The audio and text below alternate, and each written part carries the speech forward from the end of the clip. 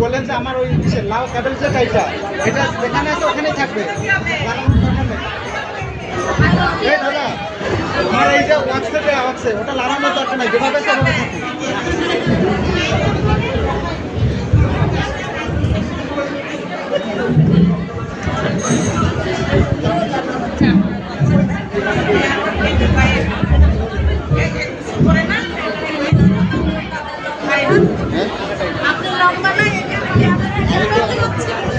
নিচে আছি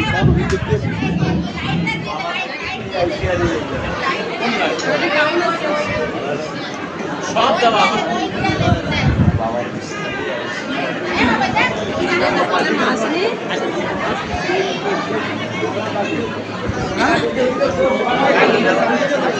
আমার এটা আমি ঠিক আছে, আপনি লাগানোর দরকার নেই, যেভাবে আছে ওভাবে থাকবে।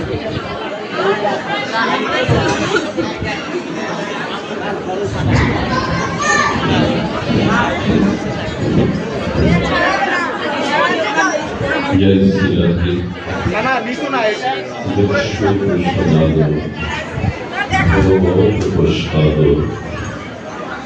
यश प्रसादन गोविंदोहि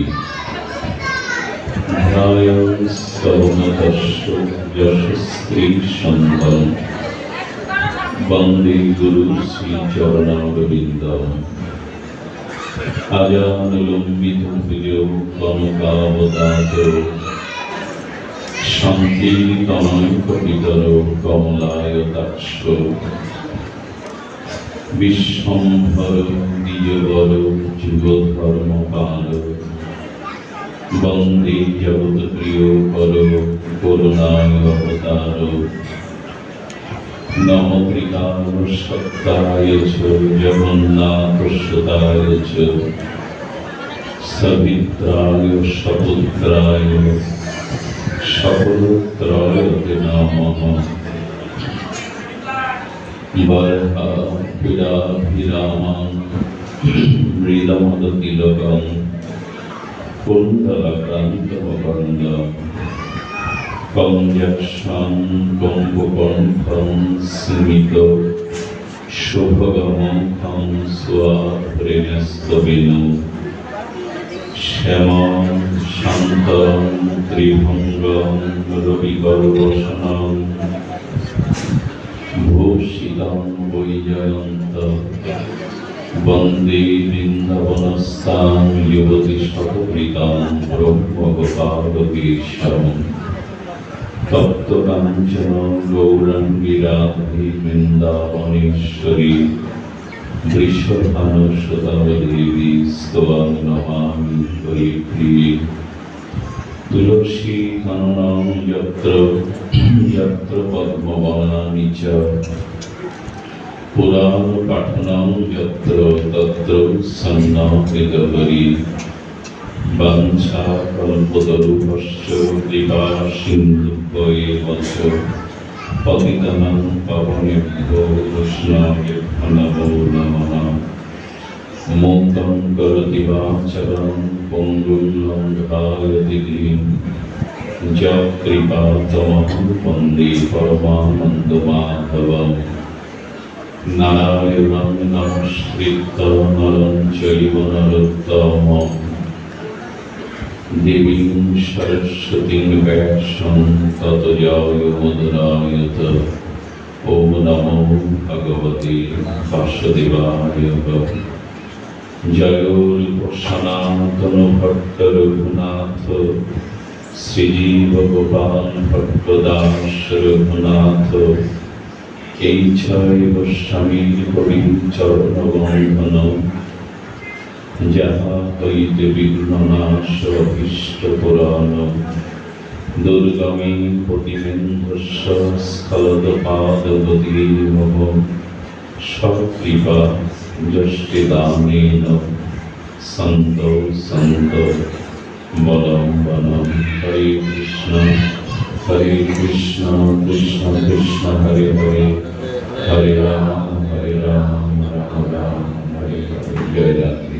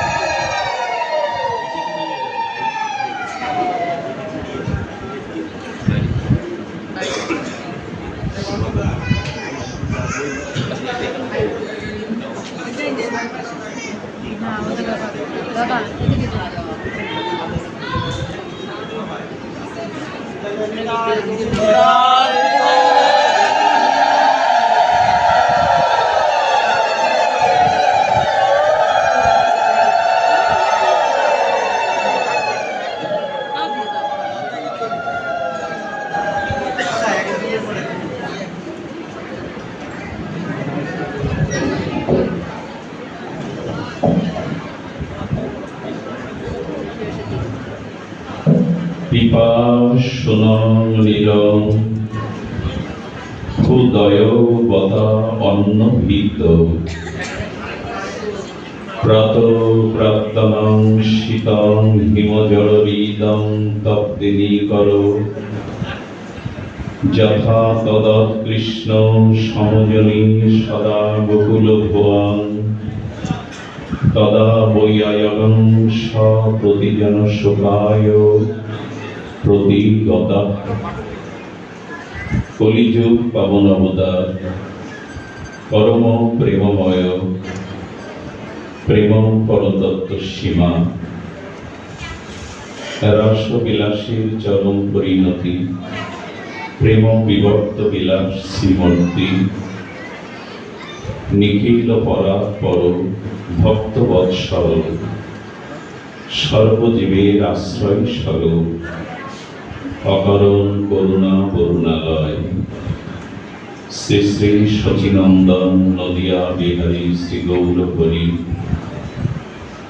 পরম পাবন পতিত উদ্ধারণ পতিত তারণ প্রেম চিন্তামণি তথা শিরোমণি পরম দয়াল পরম কারণী শ্রী শ্রী নিতাই চাঁদের মহা অনুকম্পায় শ্রী শ্রী রাধা দামোদরী অবৃত করুণায় শ্রী শ্রী ঊর্জাদর নিয়ম সেবা বা কার্তিক ব্রতে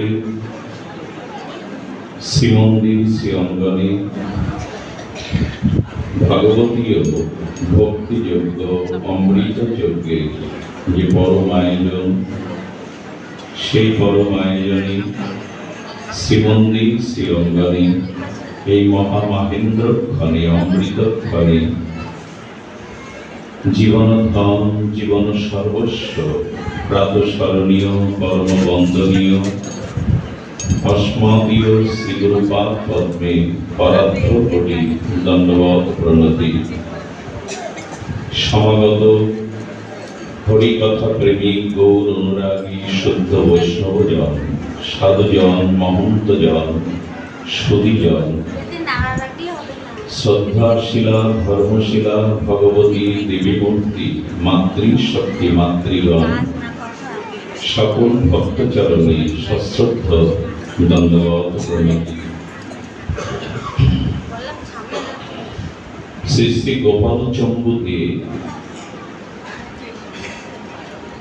শ্রীল জীব গোস্বামীপাদ বলছেন, পিপাসনাং নীরং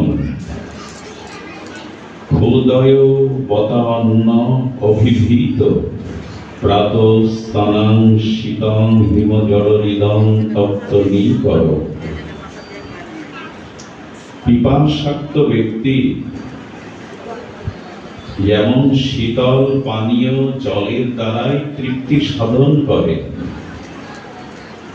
ক্ষুধার্ত মানুষ যেমন, জীব যেমন,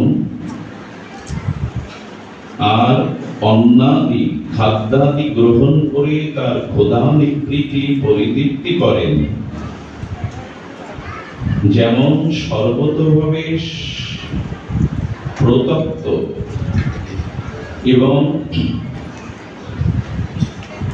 গ্রীষ্মের তাপপ্রবাহে যেমন হিমের হিম তাকে দেহ মনকে আনন্দ জাগায়,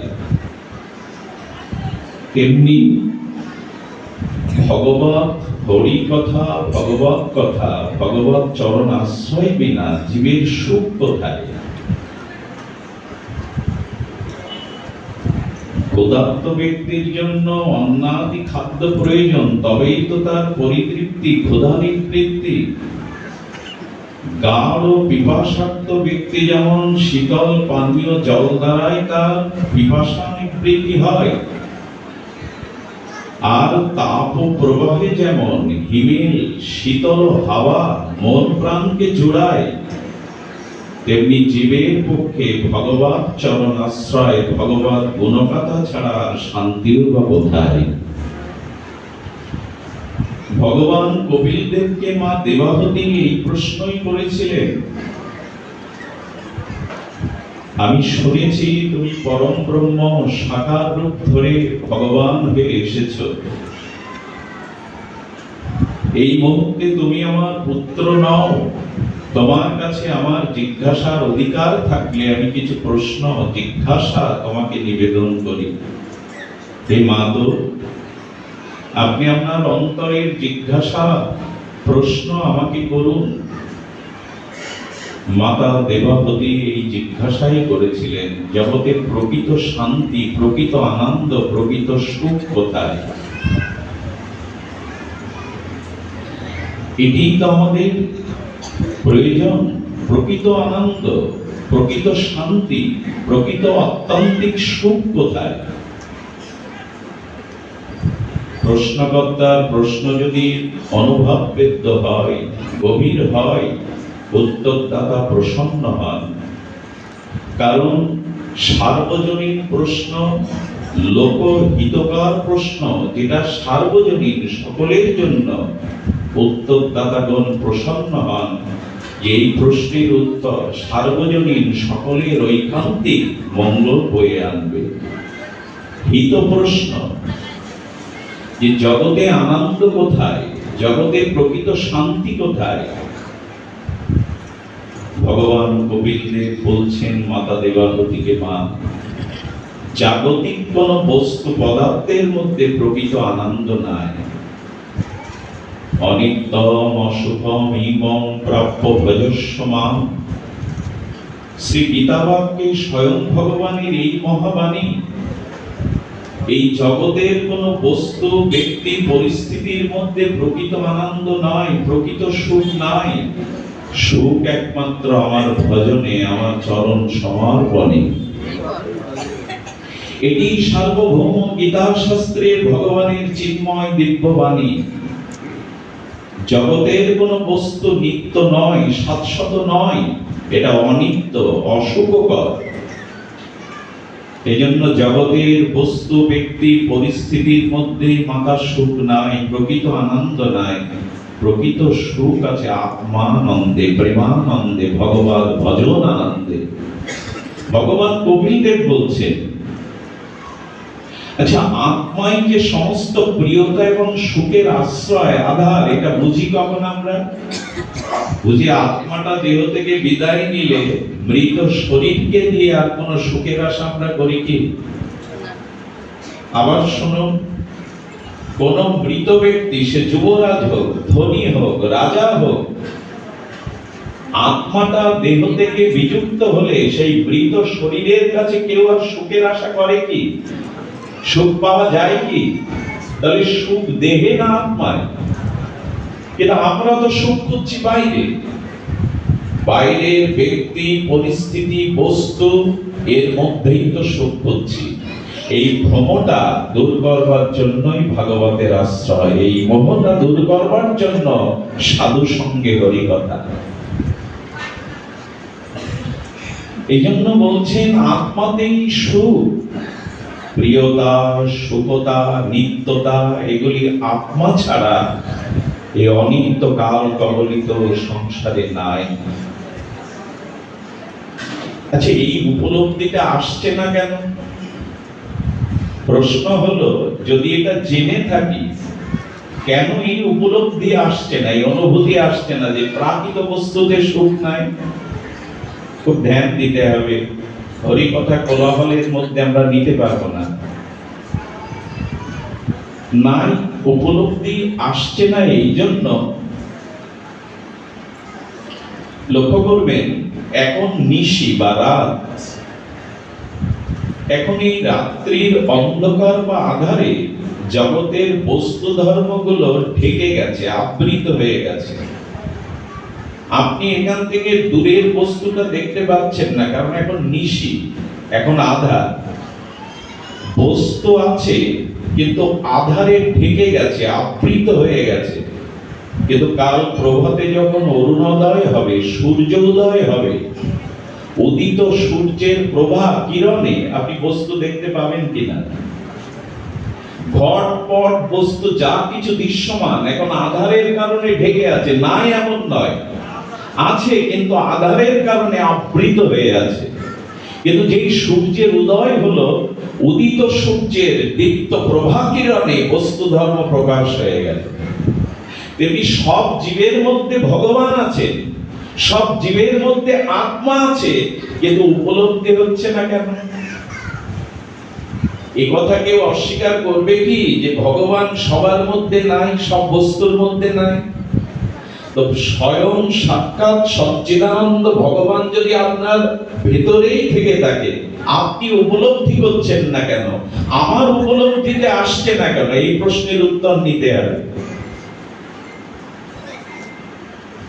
ভগবান সচ্চিদানন্দময়, আনন্দময়, চিরমঙ্গলময়, তো তিনি থাকতে আমি তাকে কেন উপলব্ধি করতে পারছি না? এই প্রশ্নের উত্তর ভগবান কপিলদেব দিচ্ছেন। ধ্যান দিয়ে শুনতে হবে, দিতে হবে। এই জন্য আমাদের সূর্যের উদয় হয়নি, আমার কাছে অজ্ঞান আধারে ঢেকে আছে এই আত্মস্বরূপ, ভগবত স্বরূপ। সূর্য উদয় হলে যেমন নিশি আধার কেটে গিয়ে বস্তু ধর্ম প্রকাশ হয়ে পড়ে, ঘটপট বৃক্ষ এগুলো দৃশ্যমান হয়, তেমনি আমার ভিতরে অজ্ঞানতার অন্ধকারে স্বয়ং আত্মস্বরূপ, আনন্দ স্বরূপ ভগবান ঢেকে আছে। এখন উদিত সূর্যেতে যেমন প্রভা কিরণে দৃশ্যমান হয়, আমার ভিতরে সেই জ্ঞানের আলো দরকার। আর এই আলোটা শ্রী গুরু বৈষ্ণবের সান্নিধ্যে না গেলে পাওয়া যায় না। শ্রী গুরু বৈষ্ণবের সান্নিধ্যে না গেলে এই জ্ঞানের দীপ্তি আলো জাগবে না। আর ওই আলো না জাগলে সেই গুরু কৃপা, মহৎ কৃপা ব্যতীত ভগবত উপলব্ধি কোনো জন্মেই আসবে না। এখানে ভগবানের প্রাধান্য না, শ্রীগুরু প্রাধান্য, মহাদের প্রাধান্য। ভগবানের পিছনে দৌড়ে কোনো লাভ নেই, কারণ আগে চাই আপনার উপলব্ধি, আগে চাই আপনার প্রজ্ঞা, আগে চাই আপনার জ্ঞান, আর এটি দেবে শ্রীগুরু পাদপদ্ম, গুরু বৈষ্ণবগণ। দেখুন, ভগবানের করুণা দুটি ধারাই জগতে প্রবাহিত হচ্ছে। ঝর্ণা যেমন উপর থেকে নিম্নে ঝরো ঝরো ঝর্ণা ধারা রূপে নেমে আসে, তেমন শাশ্বত স্বরূপ সনাতন ভগবানের কৃপা বা করুণা জগতে দুটি ধারায় প্রবাহমান হচ্ছে, একটি শ্রী গুরু আর একটি শ্রী বৈষ্ণব ধারায়। শ্রী গুরু চরণাশ্রয় ব্যতীত, মহাদের কৃপা ব্যতীত আমাদের এই উপলব্ধিটা আসবে না। যেন ভগবানের পিছনে না দৌড়িয়ে সদ্গুরুর চরণাশ্রয় পূর্বক সাধুর সঙ্গে মহৎ কৃপার জন্য ব্যাকুলতা আসুক আমাদের। এই জন্য শাস্ত্রে বলা আছে, অপ্রকট ভগবানের থেকেও প্রকট শ্রী গুরুদেবে যদি কারো অধিক আদর হয়, অধিক সেবা ভাব হয়, তখনই কেবল সে ভগবত উপলব্ধি লাভ করতে সক্ষম হবে। অপ্রকট ভগবানের থেকে প্রকট কৃপামূর্তি, কারুণ্যমূর্তি শ্রীগুরু বৈষ্ণবে কারো যদি অধিক শ্রদ্ধা, অধিক আদর হয়, তখনই তার মধ্যে এই অনুভূতি জেগে যায়। আমাদের অভাবে নেই। আচ্ছা, গুরুকরণ করেছি, শ্রীগুরু স্বরূপে মন্ত্র আমাকে দিয়েছেন, কিন্তু উপলব্ধি আসছে না কেন? গুরুকরণ তো হয়েছে আমাদের, মন্ত্র তো শ্রীকর্ণে গুরুদেব দিয়েছেন, উপলব্ধি আসছে না কেন? এর উত্তর ভগবান কপিল দিচ্ছেন মাতা দেবকীকে দিয়ে সমগ্র জগৎকে। আসছে না এই জন্য, আচ্ছা, কোন বীজ মৃত্তিকার সাথে যুক্ত না হলে, ভাসমান থাকলে, মৃত্তিকা স্পর্শ না হলে, সেখানে বায়ু বা জলের স্পর্শ না হলে কোন বীজ অঙ্কুর হয় কি? কথা বলুন। হয় না। বীজ যদি ভাসমান অবস্থায় থাকে, কোন মৃত্তিকা বা রসস্বরূপ জলের বাতাসের সাথে যুক্ত না হয়, বীজ অঙ্কুরিত হয় না। তেমনি আমাদের কর্ণে শ্রী গুরুদেব সেই শাশ্বত ঈশ্বরের পরম স্বরূপ যে মন্ত্র দিয়েছেন, এটার সাথে আমাদের আরাধনা ভজনের স্পর্শ হচ্ছে না যথাযথ, এই জন্য অঙ্কুরিত হচ্ছে না। মন্ত্র পেয়েছি, শ্রীগুরুর করুণা পেয়েছি, বীজ পেয়েছি, প্রেম ভক্তি লতার বীজ, কিন্তু না শ্রদ্ধার সাথে, অনুরাগের সাথে, নিরপরাধের সাথে, ভজনের সাথে যুক্ত হচ্ছে না। এই জন্য বীজ বীজই রয়ে গেল, অঙ্কুরিত হবার সম্ভাবনা থাকতেও হচ্ছে না। ভজন দরকার, ভজস্ব মাম, ভজন ব্যতীত হবে না। ভগবান পাওয়ার থেকে তার ভজন পাওয়াটা আরো বেশি, অনেক বড় পাওয়া। ভগবান পেয়ে কি করবেন? যদি আপনার প্রেম না থাকে, হৃদয়ে ব্যাকুলতা না থাকে, উৎকণ্ঠা, অনুরাগ না থাকে, ভগবান পেয়ে লাভ নেই। এই অনুরাগ, এই প্রীতি, এই অনুভূতি, এটি একমাত্র পাওয়া যাবে যদি ভজনের সাথে আমরা যুক্ত হই। মাটিটাকে স্পর্শ করাতে হবে বীজ, সেখানে জলধারার সাথে স্নাত হতে হবে, তবেই তো বীজ অঙ্কুর হবে। আমার হলো না, আমার হলো না বলে চিৎকার করছি, ভজন কই, অনুরাগ কই? নিরপরাধে লইলে নাম প্রেম উপচয়। অপরাধ শূন্য হয়ে, অভিমান শূন্য হয়ে অনুরাগ ব্যাকুলতার সহিত ভজন করো। সেই ভজনের দ্বারাই অনর্থ নিবৃত্তি হয়ে নিষ্ঠা রুচির দ্বারা ভাব ভক্তি থেকে প্রেম লতা অঙ্কুরিত হবে, প্রেমাঙ্কুরিত হবে। চাই ভজন। আমরা সেই ভজনেই বসেছি। এই যে শ্রবণ কীর্তন, এটি ভজনের প্রধান অঙ্গ। নববিধা ভক্তির দ্বার স্বরূপ প্রথমে বলা হলো শ্রবণম। এই যে এখন হরিকথা শ্রবণ করছেন, সাধুর সমীপে সাধু সমাগমে কৃষ্ণ ভক্ত সঙ্গ করি, কৃষ্ণ ভক্ত অঙ্গ হেরি শ্রদ্ধান্বিত শ্রবণ কীর্তন শ্রীল ঠাকুর মশাইয়ের এই মহামন্ত্র মহাবাণী, কৃষ্ণ ভক্ত অনুভব বেদ্য নির্মল চরিত্র ভজনানন্দী সাধু সঙ্গে হরিকথা শ্রবণ কীর্তন করো। এর মধ্যে দিয়ে আর আমাদের সেই শ্রদ্ধা ভক্তির অনুরাগের পিপাসার উৎকণ্ঠার দুয়ার উন্মুক্ত হবে। এই জন্য আমাদের চাই হরিকথাতে রুচি, হরিকথাতে শ্রদ্ধা। সা বৈ পুংসাং বিশ্বাসকেন কদাসুজ নমোৎপাদায়েদ যদি রতিং শ্রম এবৈ কেবলা। হবে না যদি তোমার ভগবানের নাম রূপ গুণগাথায় যদি শ্রদ্ধা না হয়, রতি না হয়, মতি না হয়, তবে তুমি দান ধ্যান যাগ যজ্ঞ পুণ্য কর্ম পর্যটন যা কিছু করছো তা একরকম বৃথায়। সময় এবহিকে বলা। এই জন্য শ্রবণাঙ্গে ভক্তিতে আমাদের প্রথমেই জোর দিয়েছেন সাধুমুখে হরি কথা, কৃষ্ণ ভক্ত সঙ্গ করি, কৃষ্ণ ভক্ত অঙ্গ হেরি শ্রদ্ধান্বিত শ্রবণ কীর্তন মদ গুণ শ্রুতি মাত্রেণ হি সর্বগুহাশয়ে মনর্গতি অবিচ্ছিন্ন যথা গঙ্গাব সহমুধ। ভাগবতজি বলছেন আমার গুণগাথা সাধুমুখে কর্ণে গেল তো মনের গতি ভগবানের দিকে ছুটল। অব্যবহিতা গতিতে নদী যেমন সাগরের সাথে মিশে যায়, আমার গুণগাথা কর্ণে প্রবেশ করলো মানে তোমার মনের গতি সেই ভগবত চরণের দিকে ছুটল। শ্রবণ করো। আমরা সেই শ্রবণের ভাগ্য পেয়েছি। তাও আজ যে তিথি বড় স্মরণীয় তিথি, বন্দনীয় তিথি, আজ বহুলাষ্টমী তিথি, আজ শ্রী শ্রী গুণ্ডেশ্বরীর আবির্ভাব তিথি প্রসঙ্গে আমরা পরে আসবো। ভগবান কপিল দেব মাতাকে বলছেন, মা তবে এই উপলব্ধি সাধু কৃপায়, শ্রীগুরু কৃপায়, মহৎ কৃপায় ব্যতীত আসতে পারে না। বিশেষত এই কলিযুগে এই কাল কোলাহলের সময়ে, চারিদিকে একটা নাস্তিক্যবাদের সময়ে, অশান্ত পৃথিবীতে কলিযুগে একমাত্র শ্রীগুরু বৈষ্ণব চরণাশ্রয় আর ভগবানের সমর্পিত ভাব। নবদেব দামোদর অনন্ত প্রভু বিষ্ণু প্রসীদ দুঃখ জলাদি মগ্না কৃপা দৃষ্টি বিষ্টাদি দিনম। এই কৃপা দৃষ্টি চাই। আর আমি যে দুঃখে পতিত হচ্ছি, এই জন্য রাধা দামোদরকে স্মরণ করতে হবে। গুরু বৈষ্ণবের অনুভূতিতে তার কৃপার দিকে চেয়ে থাকতে হবে। এই গুরু রূপে বৈষ্ণব রূপে করুণা ধারা জগতে নেমে এসেছে, আমাদের স্নাত হতে হবে। সুধীজন দেখুন, যার দৃষ্টি যেমন তার সৃষ্টি তেমন। কথাটি ধ্যান দিন, যার দৃষ্টি যেমন তার সৃষ্টিও তেমন। দুর্যোধন কখনো দুর্জন ছাড়া সজ্জনকে জীবনে দেখেনি। কারণ কি?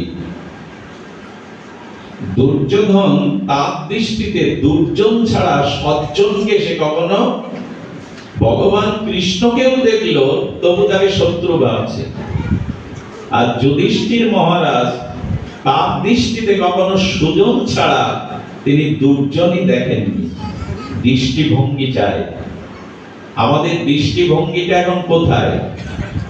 বৈষ্ণবের মধ্যে, সাধুর মধ্যে, অন্যের মধ্যে দোষ দেখা। তোমাদের দৃষ্টি শুদ্ধ হবে কি করে? আরে উপরের কথা রাখুন, প্রেম ভক্তির কথা রাখুন। আগে তো ভদ্র হই, আগে তো মানুষ হই, আগে তো সৎ আচরণ শিখি। আমার দৃষ্টি শুদ্ধ না, কারণ যার দৃষ্টি যেমন তার সৃষ্টিও তেমন। একবার একনাথজি রামায়ণ পাঠ করছেন, রাম এসে শুনতেন, ঠাকুর লক্ষ্মণ এসে শুনতেন, মা জানকী আসতেন ওনার রামায়ণ পাঠে। এখন ওখানে একদিন হনুমানজিও এসেছেন। সত্য ঘটনাই কলিযুগে শোনেন, একনাথজির চরিত্র পড়ে দেখবেন ভক্তমালে। তো ওখানে একনাথজি মহারাজ পাঠ করছেন, অশোক কাননে মা বন্দী সীতার সম্মুখে যে সরোবর ছিল, ওখানে শ্বেত পদ্ম দুল ছিল। আর মা জানকী জগৎলোককে ওই শ্বেতপদ্ম থেকে প্রভু রঘুপতি রামের মুখবদন কমলবদন মনে করে স্মরণ করতেন আর অশ্রু বিসর্জন করতেন। হনুমান তখন একনাথজিকে বলছেন, আপনার পাঠে ভুল হলো, ওটা শ্বেত পদ্ম না, ওটা লাল পদ্ম। একনাথজি বলছেন, আমি রামায়ণ পাঠ করি না, প্রভু আমাকে যেরূপ লীলা দেখায় ওই দেখে দেখেই আমি ব্যক্ত করি, এটা ভুল হতে পারে না। হনুমানজি বলছেন, আপনি দেখে দেখে বলছেন, আর আমি সীতা অন্বেষণে গিয়ে নিজে চোখে দেখেছি। আচ্ছা, একজন এক নাম আর একজন হলেন ভক্ত হনুমান, এই বিচার কে করবে? সাক্ষাৎ জানকীর কাছে যাওয়া হলো, মা সীতার কাছে। মা তুমি তো ওখানে ছিলে, প্রমাণ স্বরূপ তুমি বলো কারটা সত্য। তখন মা জানকী বলছেন, একনাথজি যেটা লীলা দেখে দেখে বলেছেন ওটা শ্বেত কমল। বলে মা তাহলে কি আমার চোখের দৃষ্টি কমে গেছে? হনুমান বলছে, বলে না, ওই সময় রাবণের প্রতি ক্রোধে তমগুণের দ্বারা তোমার চক্ষুটা লাল হয়ে গিয়েছিল, তাই লাল চক্ষুতে তুমি সাদা শ্বেত পদ্মকেও লাল দেখছিলে। হনুমান, যার যেমন দৃষ্টি তার সৃষ্টিও তেমন। আমাদের দৃষ্টি শুদ্ধ আছে তো? আমরা অন্যের গুণ দেখি তো? আমাদের ভেতরের আজ অভাব। মহাপ্রভু বলেছেন, সব জীবকে সম্মান দিও, কারণ সব জীবের মধ্যে আমি আছি। কই মহাপ্রভুর এই বাণীর প্রতিফলন কই? জীবের সম্মান দিবে জানি কৃষ্ণ অধিষ্ঠান। সুধীজন, এই জন্য এই দৃষ্টিভঙ্গি বদলাতে হবে। এই দৃষ্টিভঙ্গি যদি না বদলায়, দৃষ্টিভঙ্গি বদলাবে ভাগবত শ্রবণে। শ্রী গুরু বা নাম মহিমাতে, বিশেষ করে কলিযুগে ন কালেন প্রতীক্ষ প্রভু, কলিযুগে বিশেষ করে নামের মহিমাকে বেশি করে ব্যক্ত করেছেন। এই নাম মহিমাকে প্রথমে আশ্রয় না করলে অনুভূতির দুয়ার খুলবে না। এই জন্য মহাপ্রভু বারবার বলেছেন, ন নিয়ম ন কালেন। উনি কাল বা নিয়মের কথা বলছেন না। আরে এক শেখ সময় পায় না। আচার্য তাকে বলেছেন, তুমি যখন বাথরুমে বসো তখন হয়তো রাম রাম করো। এখন তিনি বাথরুমে বসেই রাম রাম শুরু করেছেন। রাম নাম শুনে হনুমানজি যেতে যেতে দেখছে বেটা বাথরুমে বসেই রাম রাম বলছে, মুখে মেরেছে এক ঘুষি। তুমি আর জায়গা পাওনি রাম রাম বলবা, জয় সিয়ারাম বলছো বাথরুমে বসে। হনুমানজি প্রভু রামচন্দ্রের চরণে গিয়ে দেখছে প্রভুর মুখটা ফুলে গেছে। প্রভু কোন আঘাতে আপনার মুখ ফুললো? বলে, একটু আগেই তো ঘুষিটা তুমি আমায় মারলে। যে যে অবস্থায় ভক্তি করে আমার নাম নেয়, আমি তাকে আত্মসাৎ করে নিই। এই হলো কলিযুগে নাম মহিমা। তুমি তোমাকে আঘাত করলে। কালা কালো ন বিচারেন ন গুরুতে না চ বিক্ষং দেব বিমর্ষক প্রভু। মহাপ্রভু কালাকালের বিচার করছেন না, তিনি এমনি করে নাম মহিমায়। এই জন্য নামে রুচি আনো। দেখুন, যতদিন নামে রুচি না আনবে আর নামের প্রতি নিষ্ঠা না আনবে, ততদিন অনুভূতিগুলো দৃষ্টি সত্য হবে না। ছিল গুরু মহারাজকে যারা দেখেছেন, ভূতপূর্ব রাধাকুণ্ডের মহন্ত মহারাজ, গুরুদেবের নাম সহসা নিতে নেই, আমি সহসা নেইও না। পরম আরাধ্য, যাকে জীব গোস্বামীর আবেশ বলা হয়, রাধারানীর কিঙ্করী বলা হয়, রাধাকুণ্ডের ভূতপূর্ব মহন্ত মহারাজ, অশেষ শাস্ত্র নিষ্ণাত পণ্ডিত প্রভা, রাধাকুণ্ড তপস্রয়ী, রাগানুগা ভক্তি ধ্রুব তারা শ্রী অনন্তদাস বাবাজি মহারাজ। ওনার চোখটা দেখবেন, এই জগতে ওনার এই ভাষা খুঁজে পাবেন না। ওনার চোখটা কোন গভীর অতলে হারিয়ে গেছে। এই যে অনুভূতির দৃষ্টি, এটা নাম ছাড়া আসে না। বাবা তার কুটিয়াতে বসে নাম করছেন ব্রজানন্দ ঘেরায়।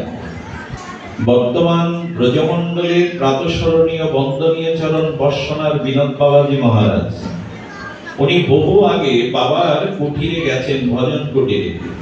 বাবাকে দণ্ডবাদ করে উনি নিজে কানে শুনছেন। উনি নিজে বলেছেন, যে চারিদিক থেকে দিব্য নামের ধ্বনি আসছে।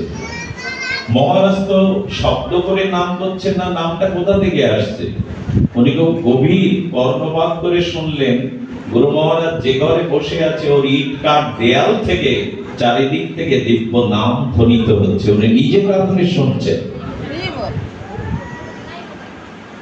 নামের মহিমা এমনই, বিশেষ করে এই কলিযুগে ভগবানের চরণে সমর্পিত হয়ে সরল প্রাণে নামাশ্রয় করুন।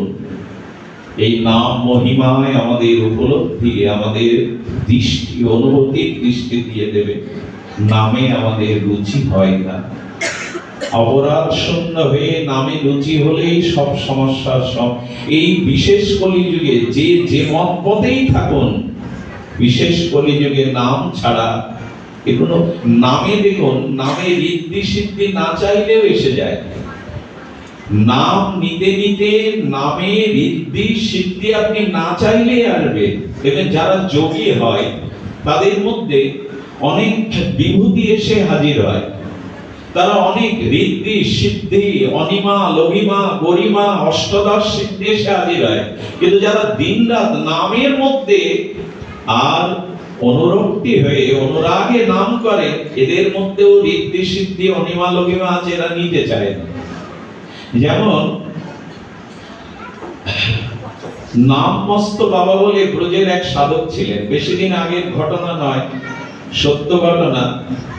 নাম মস্তি বলে তাকে সবাই ডাকতো, কারণ সবসময় নাম সংকীর্তনেই তিনি মানে উন্মাদনায়, নাম সংকীর্তনে তিনি উচ্ছ্বসিত হয়ে থাকতেন। একদিন ব্রজে আপনারা জানেন যেমন কঠোর শৈত্যপ্রবাহ, তেমনি কঠোর তাপ পড়ে ওখানে টিকে থাকাটাই তপস্যা। এমন শীতে হিমেল শীত বরফ পড়ছে, তার মধ্যে খালি গায়ে দেখতে মস্তরাম বাবার গা দিয়ে দরদর করে ঘাম ঝরছে। উনি বসে বসে নাম করছেন, ঘাম ঝরছে। সম্মুখের এক দর্শনার্থী সাধক বলছে, বাবা আপনার শরীর খারাপ কি, জ্বর এসেছে? এই হিমেল শীতে বরফ পড়ছে আর আপনার গা দিয়ে দরদর করে ঘাম ঝরছে। বলে, না রে, আমার শরীর অসুস্থ না, তো ঘাম ঝরছে কেন বাবা? বলে, একটু বাতাস করি। বলে, বাতাস করতে হবে না, সরল তো। বললেন, কেন তবে এমন হচ্ছে? বললেন, ওইখান থেকে 20 কিলোমিটার দূরে মন্দিরের সেবার দ্রব্য নিয়ে যাচ্ছিল, গাড়ির চাকাটা নিচে দেবে গেছে, ওইটাই তুলে দিতে গিয়ে আমার কষ্ট হয়ে ঘাম ঝরছে। আমাদের বোকা পেয়েছেন, এখানে বসে আপনি 20 কিলোমিটার দূরে গাড়ি ঠেলে দিয়েছেন, তাই গ্রামে শ্রম দ্বারা ঘাম ঝরছে। উনি ওনার সাথীকে পাঠিয়ে দিলেন এবং শুনলেন, হ্যাঁ একটু আগে মস্তরাম বাবাই তো আমার গাড়িটা ঠেলে দিলেন। এর ব্যাখ্যা কি? উনি ঋদ্ধি সিদ্ধি চান না, কিন্তু এসে যায়। নাম করতে থাকবেন, নামের মধ্যে ঋদ্ধি সিদ্ধি এসে আপনাকে বরণ করবে, কিন্তু ভক্ততা চাইবে না। শব্দ সাধন তত্ত্ব যাহা কিছু সম্বল, হরিনাম সংকীর্তনে মিশাল সকল। নাম চিন্তামণি কৃষ্ণ চৈতন্য রস বিগ্রহ, পূর্ণ শুদ্ধ নিত্য মুক্ত অভিন্ন আত্মান বিনা।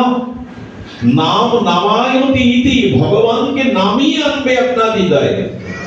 আচ্ছা, এখানে কোন নামের লিস্ট মন্দির কর্তৃপক্ষ আমাকে দিল, যার নামটি প্রথমে আছে আমি তাকে চিনি না, জানিও না, কিন্তু আমাকে এই নাম ঘোষণার দায়িত্ব দেয়া হলো। আমি যদি সেই নাম ধরে ডাকি, উনি আসবেন কিনা? যাকে আমি চিনি না, জানি না, দেখিনি, তার নাম ধরে ডাকলে তিনি এখানে আসবেন কিনা? তো ভগবানকে তত্ত্ব তো জানুন আর না জানুন, তার নাম ধরে ডাকলে তিনি আপনার কাছে আসবেনই আসবেন। নাম নামায়তি ইতি, নাম তাকে নামিয়ে আনে। এই নামেই রুচি আনতে হবে, আমাদের অন্য কোনো পথ খোলা নেই। এই মস্তরাম বাবার আরেকদিনের ঘটনা মনে পড়লো, বড় মার্মিক ঘটনা। দেখুন, ওনাকে ভক্ত হলে তো অনেক পরীক্ষা দিতে হয়, বিশেষত এই কলিযুগে তার্কিক যারা, অবিশ্বাসী যারা, তারা এই মহিমাকে বুঝতে না পেরে পরীক্ষা করতে উদ্যত হন। আমি একটা অনুরোধ করব, শুদ্ধ সাধুকে পরীক্ষা করতে যাবেন না। পরীক্ষা কিন্তু আপনাকেও দিতে হতে পারে। ভগবানকে, শুদ্ধ সরল সাধুকে পরীক্ষার বিচারে দৃষ্টি দেখতে যাবেন না। তো মস্তরাম বাবাকে বলছে, বাবা আপনার ভিতরে মানুষ অনেক অলৌকিক দেখতে পায়, এই কুয়োর জল আমি একটু আপনাকে পান করাতাম। বলে কি বাবা পিপাসা লাগেনি তো? বলেন আপনি কতটা জল পান করতে পারেন দেখি, আমরা পরীক্ষা করতে চাই আপনি কেমন, আপনার নামের মহিমা। যখন নামের প্রসঙ্গ তুলেছে তো বলছে দাও। কি বলবো আপনাদের, 200 বালতি কুয়ো থেকে জল ওনাকে দেওয়া, উনি খেলেন। দেখি এটা বিশ্বাস করানো যাবে তার্কিক মানুষদের? বাবাকে প্রশ্ন করা হলো, সেই নাস্তিক আর এই যুক্তিবাদী মানুষটা তার চরণে পড়ে বলল, বাবা রহস্য বলুন, আমি আর কখনো কাউকে পরীক্ষা করতে যাব না। বলে পাশের একটা ক্ষেত দেখে আয়, ওখানে জলের অভাবে ক্ষেতটা শুকিয়ে যাচ্ছিল, ওই জলগুলো সব ওই খেতেই গেছে। গিয়ে দেখলো সেই বীজের ওপরে ভিজে রয়েছে জলগুলো। উনি কিন্তু জাদু দেখাচ্ছেন না, শ্রী নামের মাধ্যমে মস্তরাম বাবার জীবনে এসব অনেক ঘটনাই ঘটে গেছে। আমি এসব শুনিয়ে আপনাদের আবার ঋদ্ধি সিদ্ধির দিকে নিয়ে যেতে চাইছি না। নামের মূল লক্ষ্য হলো কৃষ্ণ প্রেম, রাধা প্রেম, ভগবত প্রেম। এই নামেই প্রেম এনে দেবে। অনেক কিছুই যদি এসে হাজির হয় তো সেটা নেবে না। সুধীবৃন্দ, এই জন্য ভগবানের চরণে সরল সমর্পিত হয়ে ভগবানের নাম নিতে থাকুন, হরিকথা শ্রবণ কীর্তন করতে থাকুন। এর মধ্যে দিয়েই আমাদের জীবনের দুয়ার খুলবে, অনুভূতির দুয়ার খুলবে। আমাদের সেই দৃষ্টি আসবে যে দৃষ্টির মধ্যে অনুরাগ থাকবে, যাহা যাহা নেত্র পড়ে তাহা তাহা কৃষ্ণ স্ফুরে। সুধীজন, এই জন্য আমরা দেখেছি যে নাম নিলে ভগবান চরণে সমর্পিত হয়ে তার জীবনে নার্সে মেহতার কথা আপনারা জানেন। এসব চরিত্রগুলো একটু ভক্তমলে চোখ বুলিয়ে নেবে। নার্সে মেহতা মেয়ে দেখতে আসবে। উনি ছিলেন ভগবানের অষ্ট সখার একজন, ভগবানের সাথে কথা বলতেন, খেলতেনও, ভজন ছিল তার সব থেকে প্রিয়। কন্যা দায়গ্রস্ত পিতার মাথায় তো একটা চিন্তা থাকে, কন্যা দেখতে আসবে। সহধর্মী বলছে বাজারে যাও, মেয়েটার ভালো একটা বস্ত্র নেই পরিধানের মতো, অতিথিগণ আসবে, তাদের কিছু আহার উপচার প্রয়োজন, নিয়ে এসো যেখান থেকে পারো। ধনী ব্যক্তিদের কাছে গিয়ে কিছু চাইলে বিমুখ হলেন, ফিরিয়ে দিলেন। এক শেঠ তাকে বেলা 10টার সময় বলছেন, দিতে পারি বাবা, কিন্তু তোমার ভজন আমাকে শোনাতে হবে। তিনি করতাল নিয়ে ভজনে বসে গেছেন। ভজন করতে করতে 1 ঘন্টা, 2 ঘন্টা, 3 ঘন্টা, 4 ঘন্টা চলে গেছে। চোখের জলে অনুভূতির রাজ্যে ফিরে গেছেন। কি জন্য এসেছিলেন স্মরণ নেই। বেলা যখন 3টা বাজে বা 2টো বাজে, তখন উনি ভজন বিশ্রাম দেওয়ার পরে বললেন, আমি এখানে কেন? আহা, কোন অনুভূতির রাজ্যে নিজেকে হারিয়েছেন। শেঠ বলছে, আপনার কন্যা দেখবার আসার কথা ছিল, আপনি কিছু আমার কাছে টাকা ধার চাইছিলেন, বললেন এখন নিন। আপনার ভজনে সবাই প্রেম উপলব্ধি লাভ করেছে বলে এখন আর প্রয়োজন নেই, কারণ অতিথিরা 2টো পর্যন্ত অপেক্ষা, তারা হয়তো ফিরে গেছে। কিন্তু আনন্দের কমতি নাই। এই যে ভজন করেছেন, ভজনের যে অনুভূতি, উচ্ছ্বাস, আনন্দ, অনুরাগ হৃদয় ছুঁয়ে আছে, ওখানে দুঃখ স্পর্শ করেনি। তবু বিফল মনোরথে যখন গৃহে ফিরে গেছে, ওনার সহধর্মিনী এসে বলছে, ওগো আচ্ছা, মেয়ের এই বস্ত্র কাপড়টা তুমি কোথায় পেয়েছো? এই উপচার তোমাকে কে দিয়েছে? ওরা মেয়ে দেখে শুধু পছন্দ করেনি, কথা দিয়ে গেছে আগামী সপ্তাহে আমাদের কন্যা দান, কন্যার বিবাহ। মনে করছে আমার অক্ষমতাটাকে উপহাস করছে। সত্যিই তো পিতা হওয়ার যোগ্য আমি নই। স্ত্রীকে বলছে, কেন উপহাস করছো? বলে, আমি তোমার সাথে কখনো উপহাস করিনি। ঘরে গিয়ে দেখে এসো তোমার দেওয়া শাড়িটা কেমন মানিয়েছে মাকে। ঘরে গিয়ে কি দেখলো জানেন? যা দেখলো সেই দেখার সাথে সাথে উনি মেয়েটার চরণে পড়ে গেছেন, নিজের মেয়ে কাঁদছেন। বাবা কাঁদছো কেন? বলে, জানিস মা, বৃন্দাবনে আমার গুরুদেব, নার্সি মেয়েটা বলছে, আমার গুরুদেব আমাকে একবার এক ঝলক রাস দেখিয়েছিল। সেই রাসে রাধারানীর অঙ্গে এই বস্ত্রটা ছিল। রাধারানীর অঙ্গে এই বস্ত্রটা ছিল। করুণাময়ী রাধে ওর ভজন শুনে বলছেন গোবিন্দকে, যাও ওর গৃহে গিয়ে জগৎসেম মহম মহম বয়ে দিয়ে যাও, আমার প্রসাদী শাড়িটাই নিয়ে যাও। গোবিন্দ নিজে সেই প্রসাদী বস্তু উপচার নিয়ে বয়ে দিয়ে গেল। শাড়িটা দেখা মাত্র চরণে লুটিয়ে পড়ে ঠাকুরের সামনে বললেন, এ দায়িত্ব তো তোমায় আমি দেইনি, তুমি কেন বয়ে দেবে, তুমি কেন বয়ে আনবে? এ দায়িত্ব আমি তোমায় দেইনি, এটা তোমার উচিত হয়নি। নার্স মেয়েটা বলেছিল, যদি কিছু বইতেই হয় আমার ভাবটাকে বহন করো, দ্রব্য নয়। আমি জন্ম জন্মান্তরে এমনি করে যেন তোমার চরণে আমার ভাবটি বজায় থাকে, আমি অন্য কিছু চাই না। আমার দ্রব্য তুমি বয়ে দেবে এ যেন চাই না, যেন চিরদিন আমার ভাবটাকে তুমি বহন করো। ভক্ত কি চাইবে ভগবান বয়ে দিক? চাইবে না। সুধীজন, এই জন্য যে অবস্থার মধ্যেই তিনি রাখেন তার কৃপা অনুভব করুন, সমর্পিত ভাবে থাকুন। এই সমর্পণই আর এই শ্রীনামই আমাদের একমাত্র বর্তমান এই যুগের। এই জন্য মহাপ্রভু নামের প্রতি এত জোর দিয়েছেন, গোস্বামীগণ শ্রী নামের প্রতি, হরিকথার প্রতি এত জোর দিয়েছেন। সুধীজন, আর আজ আমাদের জীবনে ধৈর্যটা নাই, তিতিক্ষা নাই। এই ধৈর্যের বিশেষ প্রয়োজন।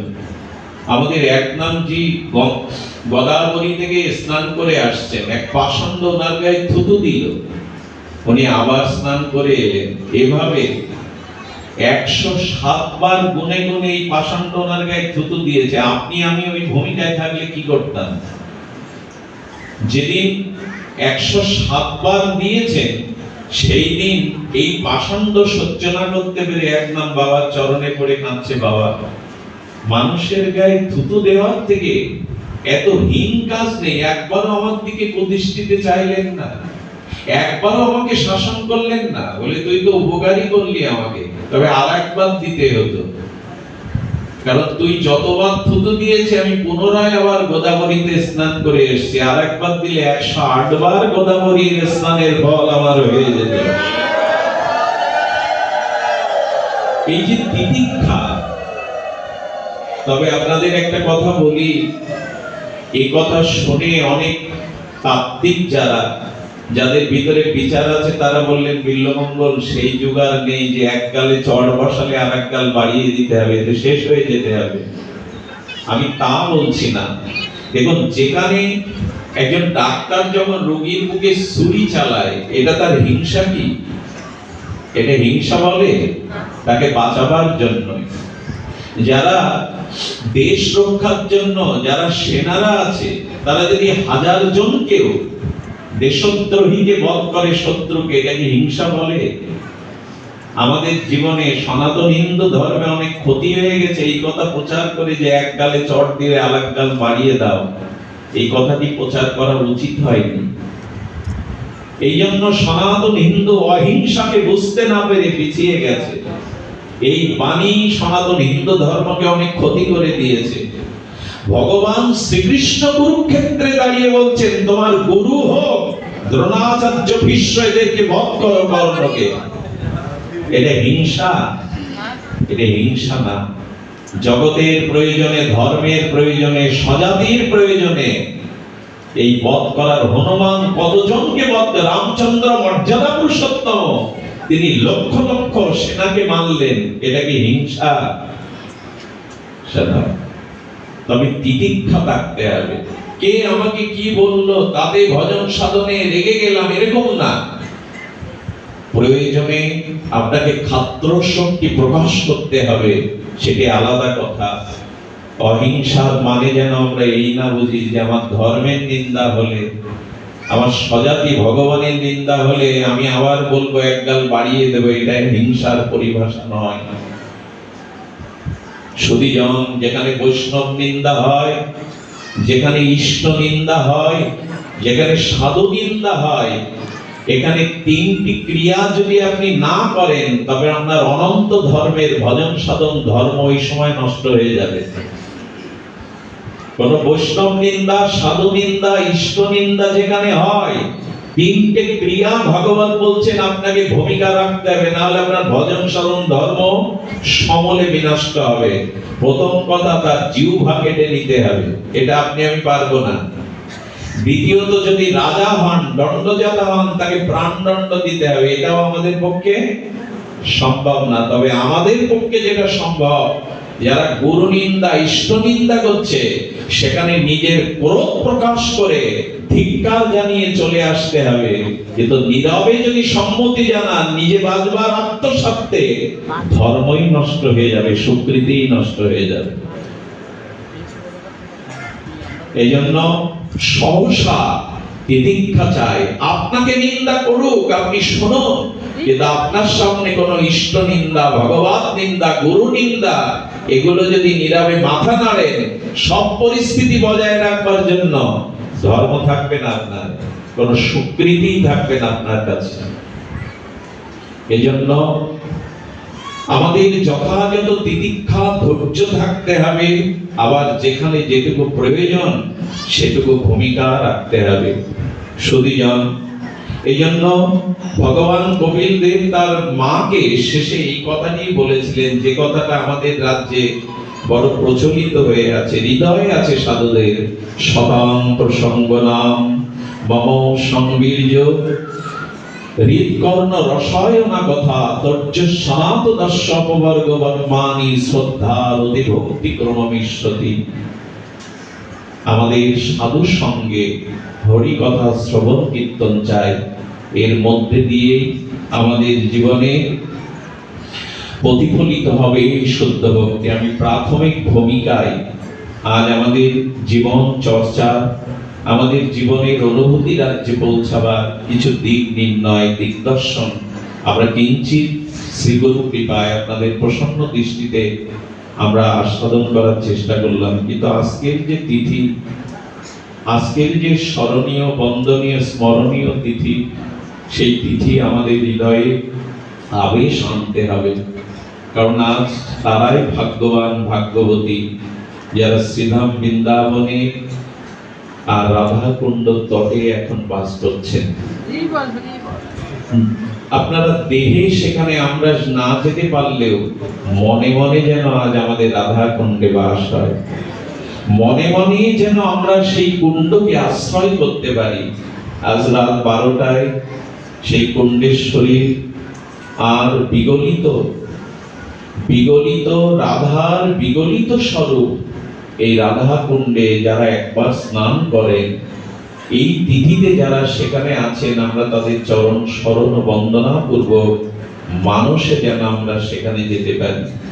দেখুন, এখানে বসেও ব্রজের ভাবনা হয়, ব্রজের চিন্তা করা যায়, যদি মানুষে আমরা সেখানে যেতে পারি। শ্রীল গুরু মহারাজ বলেছিলেন, কুণ্ডের মাধুরী যেন রাধার মধুরিমা। দেখো, রাধা কুণ্ডের মহিমা বলতে বলছেন, কুণ্ডের মহিমা যেন রাধারই মহিমা। এই কুণ্ডে একবার যে করে স্নান, রাধা সম কৃষ্ণ তারে প্রেম করেন দান। এত বড় শব্দ বলে দিলেন ভগবান। রাধা কুণ্ডে যে একবার করে স্নান, রাধা সম কৃষ্ণ তারে প্রেম করে দান। আচ্ছা, এই কথা মেনে নেব আমরা? রাধা কুণ্ডে স্নান করলে তাকে রাধা সমপ্রেম কেউ পাবে তো? রাধা সমপ্রেম কেউ পাবে না, পাওয়া উচিত নয়। কারণ রাধা মাদনাক্য ভব ভবময়ী, ও স্তরে সখীগণ পৌঁছায়নি। সখীগণের ভাব আছে, মহাভাব, কিন্তু মাদনাক্য, মাদন মহাভাব একমাত্র রাধা ঠাকুরানী লাভিনী অধীশ্বরী ছাড়া আর কারণে। কিন্তু কেউ যদি রাধা কুণ্ডে স্নান করতে পারে, আজকে যদি মনে মনে মানুষেও রাধা কুণ্ডের তট আশ্রয় করে আপনি মানুষের রাধা কুণ্ডকে স্পর্শ করতে পারেন, তবে কৃষ্ণ আজ অবশ্যই আপনাকে প্রেম দেবেন। আমাদের এক সিদ্ধ মহাত্মা একবার রাধা কুণ্ডে গেলেন, সে বহুদিন আগের কথা। সিদ্ধ বাবাজি মহারাজ গিয়ে রাধা কুণ্ডে, তবে রাধা কুণ্ডে বা গঙ্গায় যদি কখনো কোনো তীর্থে যান বা হরি ভক্তি স্পর্শ করলেই, হরি ভক্তি পরায়ণায় পবিত্র নদ নদীতে যান, তবে সেখানে যাওয়ার কিছু নিয়ম আছে। আমরা গঙ্গা স্নান করি, আমরা ত্রিবেণী সঙ্গমে যাই, আমরা রাধা কুণ্ডে, শ্যামকুণ্ডে, যমুনাতে যাই, কিন্তু নিয়ম হলো কোন হরি ভক্তি পরায়ণা পূত পবিত্র শরীরে নামতে গেলে তেল মেখে নামতে নাই, কোন ব্যবহৃত অপ্রসাদী বস্তুতে বস্ত্র পরিধান করে নামতে নাই, কুণ্ডের জলে আগে চরণ দিতে নাই, আগে জলটা মস্তকে নিয়ে বন্দনা করে তবে নামতে হয়। কুণ্ডে কোনো কাপড় কাচতে নাই, কাপড় ধৌতও করতে নাই, কুণ্ডে কখনো কুলিকুচিও করতে নাই। এসব মানি আমরা? গঙ্গা স্নান করে যে পাপ দূর হয়, কিন্তু আমরা নিয়ম মানি না। এই জন্য সেখানে আমাদের আজ মনে মনে পৌঁছাতে হবে, শ্রী রাধা কুণ্ড তটে মনে মনে পৌঁছাতে হবে। দেখুন শ্রীপাদ রূপ গোস্বামী রাধা কুণ্ডের মহিমা বলতে বলতে বলেছেন, বৈকুণ্ঠ জনিত বরা মধুপুরী তত্রাপি রসদ বাদ বৃন্দাবন মোদার পানি রত্রনাত্তাপি গোবর্ধন রাধা কুণ্ড মি ওপি গোকুল পদে প্রেমামৃত প্লাবনাৎ পরিজদাসং বিরাজত গিরিতটে সেবং বিবেকী নখ। দেখুন বৈকুণ্ঠের থেকে বড় শ্রেষ্ঠ হলো মধুপুরী, 84 করোড় বৃন্দাবন। আর এই বৃন্দাবনের মধ্যে রমণ স্থান শ্রেষ্ঠ হলো গিরি গোবর্ধন। আর গিরি গোবর্ধনের থেকে যিনি ব্রজের মুকুটমণি, ইনি হলেন রাধা কুণ্ড তট। রাধা কুণ্ড কারণ কি? রাধা কুণ্ডের কারণ কি? কারণ প্রেমামৃত প্লাবনা, রাধা কুণ্ডের জল রাধা রানী। আচ্ছা, বরফ বিগলিত হয়ে কি হয়? বরফটা একটা আকার দেখা যায় তো, শ্বেতশুভ্র আকার। জলের কিরকম আকার আছে? জলটাই যখন বরফের রূপ নেয়, আবার বরফ বিগলিত হয়ে কি হয়? এটি প্রেমময়ী, করুণাময়ী, লাদিনী, অধীশ্বরী, কৃষ্ণ মুখাবলী প্রিয়া রাধা রানীর বিগলিত স্বরূপটাই হলো রাধা কুণ্ড। যার ঘরে রাধা কুণ্ডের জল আছে, আজকে রাত 12টায় একটু রাধা কুণ্ড স্মরণ করে মস্তকে দিয়ে। রাধা রানী এখানে প্রেমামৃত প্লাবনা। সেই বাবাজি মহারাজ রাধা কুণ্ডকে বন্দনা করে নেমেছেন, কণ্ঠ সমান জলে গিয়ে বলছেন, হে রাধে, কই আমি স্নান করলাম, আমার তো প্রেম হলো না, আমার তো প্রেম হলো না। এইভাবে সাত্ত্বিক ভাবে ব্যাকুলতায় যেই ডুব দিয়েছে, আর খুঁজে পাওয়া যাচ্ছে না বাবাজিকে। আপনারা জানেন তখন মানুষ গঙ্গার সাথে একটা যোগসূত্র ছিল। এখন তো বৃন্দাবন আধুনিকায়ন হতে হতে যন্ত্র দানবের যন্ত্রণায় এখন শহরে রূপ নিচ্ছে। তো বাবাজি ভাসতে ভাসতে মানুষ গঙ্গায় এক তীরে গিয়ে উঠে পড়েছে। ভক্তরা গিয়ে দেখছে তার মুখে শুধু একটাই নাম, রাধে রাধে রাধে। ওই প্রেম বিকারে ভেসে গেছেন। আজও হয় যদি ওই মন নিয়ে রাধা কুণ্ডকে স্পর্শ করা যায়। রাধা কুণ্ডে যে করে একবার স্নান, রাধার সম প্রেম তারে কৃষ্ণ করেন না। কারণ প্রেমামৃত প্লাবনা, এই প্রেমামৃত প্লাবিত হয় এই রাধা কুণ্ডে। রাধা কুণ্ডের বর্ণনা প্রসঙ্গে যেভাবে এসেছে, আমরা সামান্য আজকের দিনে মানুষে রাধা কুণ্ড বাস, রাধা কুণ্ডের উৎপত্তি গাথা আমরা একটু সামান্য আস্বাদনে ব্রতী হব। ভাগবতে অরিষ্ট দানবের উল্লেখ আছে, এখানে রাধা কুণ্ডের উৎপত্তি গাথা ভাগবতে নাই। শুধু একটি শ্লোকে অরিষ্ট দানবের বদের কথা আছে। মনে পড়ে আপনাদের?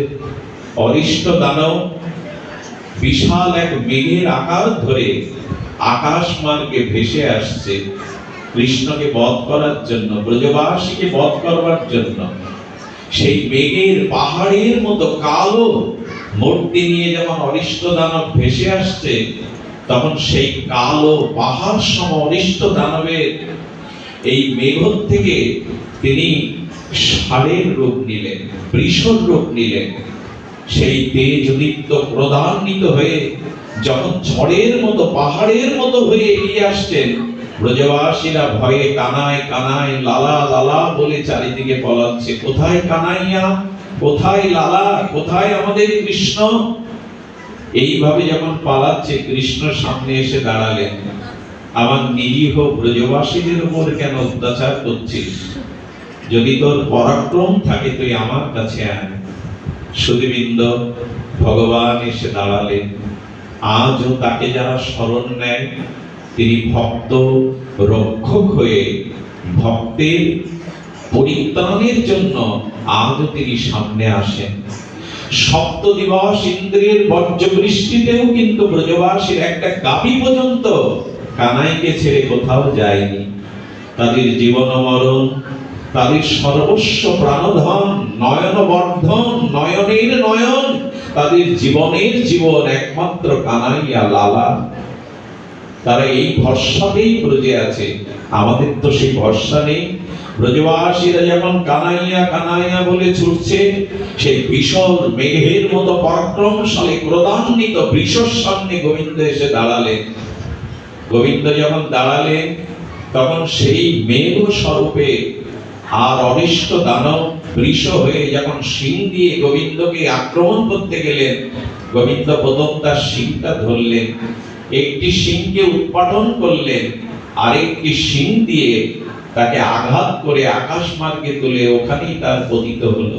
কিছুটা ধস্তাধস্তি হওয়াতে অরিষ্ট দানবের পায়ের খুঁড়ে ওখানে মাটিগুলো গর্ত হয়ে গেছিল, বিদীর্ণ হয়ে গেছিল। এই অরিষ্ট দানব বধের পরে ব্রজবাসীদের চিত্তে পরমানন্দ ভেসে এলো। আজও কানাইয়া আমাদের বাঁচালো, আজও কৃষ্ণ আমাদের বাঁচালো। নন্দ বাবা যশোদা বলছেন, গর্গমণি বলে গিয়েছিল, মহারাজ আপনার এই পুত্র নারায়ণ সম গুণ, নারায়ণের মতো গুণ। যখনই ব্রজবাসী আপনারা বিপদে পড়বেন, এর স্মরণ নিয়েন, এ আপনাদের বিপদ মুক্ত করবে। তো নন্দ বাবারা মনে করেন কৃষ্ণের মধ্যে নারায়ণ ভর করে এসব কাজ করে। আমার ছেলেটা কি এসব করতে পারে? এখনো যে মার হাতে যষ্টিতে গেলে ভয়ে পালায়, কান ধরে, আর আমার ছেলেটার মধ্যে কি এই বল আছে? আসলে ওখানে নারায়ণ এসে ভর করেছে আমার গোপালের মধ্যে। এই তো তাদের বিশুদ্ধ রাগানুগা ভক্তি। তারা কৃষ্ণকে ভগবান মনে করে না। তারা নিজের সখা, কেউ বা তাকে পরমপতি, কেউ বা তাকে বাৎসল্য রসের পুত্র মনে করে। এই তো আমাদের রাগানুগা ভক্তির পরিচয়। ভগবানকে খুব বড় ভাবলে, সর্বশক্তিমান তত্ত্ব ভাবলে তার প্রতি সম্বন্ধ প্রীতি আসে না। এই জন্য আমাদের সম্বন্ধ করে বুঝতে হবে দাস্য, সখ্য, বাৎসল্য আর মধুর আরতি। একটি সম্বন্ধকে আশ্রয় করেই আমাদের ভজন। আর মহাপ্রভু তো আমাদের দিয়ে গেছেন এই রাগ ভক্তি। এই রাগ ভক্তি হলো ভগবানের সাথে প্রিয় পরম সম্বন্ধ জ্ঞানেই আমাদের এই অনুরাগের ভজন, ব্রজ ভজন। সুধীবৃন্দ, এরপরে নিশীতে রাধারানী, ব্রজ সুন্দরী ততিগণ, ব্রজ গোপীগণ নিশীতে যখন নিত্য লীলা অভিসারে এসেছেন, তখন গোবিন্দ এসে উপস্থিত। নয়ন অবিরাম ত্রিভঙ্গ ঠাম মুরলীধারী শ্যাম সুন্দর মদন মোহন, তিনি গভীর রজনীতে গোপীর সাথে গোপীনাথ এসেছে। রাধারানীর সম্মুখে যখন এসেছে, তখন গোপীরা এগিয়ে গিয়ে বলছে, শোনো শ্যাম, আজ আমাদের এই পবিত্র শরীরে তোমার ওই পাপের হস্ত তুমি আজ স্পর্শ করবে না, আমাদের স্পর্শ করবে না। তাই যে বলুন তো, ভগবানকে বলছেন কবিরা, শোনো শ্যাম সুন্দর, তোমার ওই পাপের হস্ত, অপবিত্র হস্ত আমাদের এই পবিত্র অঙ্গে তুমি আজ স্পর্শ করবে না। গোবিন্দ বললেন, বাহ, আমি পাপী, আমি অপবিত্র? আচ্ছা, একটু কারণটা তো বলবে আমাদের। বলে, আবার কারণ জানতে চাইছো? শোনো, আমাদের থেকে পতিব্রতা পবিত্র এই জগতে নাই। তোমার ওই কলঙ্কিত পাপের হস্ত, অপবিত্র স্পর্শ আমরা নিতে পারবো না। রাধারানীর দিকে আজ তুমি স্পর্শের হস্ত তোমার সৃচক বাড়িয়ে দেবে না। বলে তোমরা তো লেখাপড়া জানো না, এই জন্য তোমাদের এমন উক্তি। আচ্ছা বলো তোমার পাপটা কি? তখন বলছেন, পাপ, তুমি গোবর পাপে লিপ্ত হয়েছে। গোবিন্দ তখন এসে বললেন, মাথায় বা ঘটে বুদ্ধি থাকলে তো এসব বলবে। আমি গোবধ করলাম কোথায়? আমি তো এক অসুরকেই বধ করলাম। আরে যে অসুর ব্রজবাসীদের প্রাণ নিতে এসেছিল, আমি তাকে বধ করলাম, তাতে আমার গোবধ হয়ে গেল। বলেন অসুর হোক, কিন্তু গোরূপেই তো এসেছিল, বৃষরূপেই তো এসেছিল। এখানে প্রেমের তরঙ্গ বাড়াচ্ছে কবিরা, তারা কি জানে না? জানে, কিন্তু লীলার পরমানন্দ অমৃত বর্ষণ করছেন। বলেন শোনো, যে রূপেই আসুক অসুর, তোমার মনে আছে বেত্রাসুরকে বধ করায় ব্রাহ্মণ হত্যা পাবে ইন্দ্র লিপ্ত হয়েছিল। আরে বেত্রাসুর ভক্ত হোক, কিন্তু তো অসুর রূপ ধরেছিল। তেমন ও অসুর হোক, ও তো বৃষ রূপ ধরে, গরু রূপ ধরে এসেছিল। আচ্ছা গোবিন্দ তখন কি করবে? গোবিন্দ বলছেন, আচ্ছা পাপ যদি করেই থাকি, পাপের প্রায়শ্চিত্তের তো একটা বিধান থাকতে হবে। গোপীগণ তোমরা বলো, আমার পাপের প্রায়শ্চিত্ত কি? বলে প্রায়শ্চিত্ত একটা আছে। প্রায়শ্চিত্ত হলো ভারতবর্ষে যত হরিভক্তি পরায়ণ নদ নদী আছে, একটি বছর ধরে সেই সব নদ নদীতে তোমাকে স্নান করে আসতে হবে। গঙ্গা, কাবেরী, সিন্ধু, সরস্বতী, কৃষ্ণবেন্না, এইসব হরিভক্তি পরায়ণ যেসব নদ নদী আছে, একটি বছর লাগবে সমগ্র ভারত ভূখণ্ডে স্নান করে আসতে। গোবিন্দ তখন বলছে, ভালোই হলো। আচ্ছা আমাকে তোমরা এক পলক না দেখলে বিধাতাকে গালি দাও।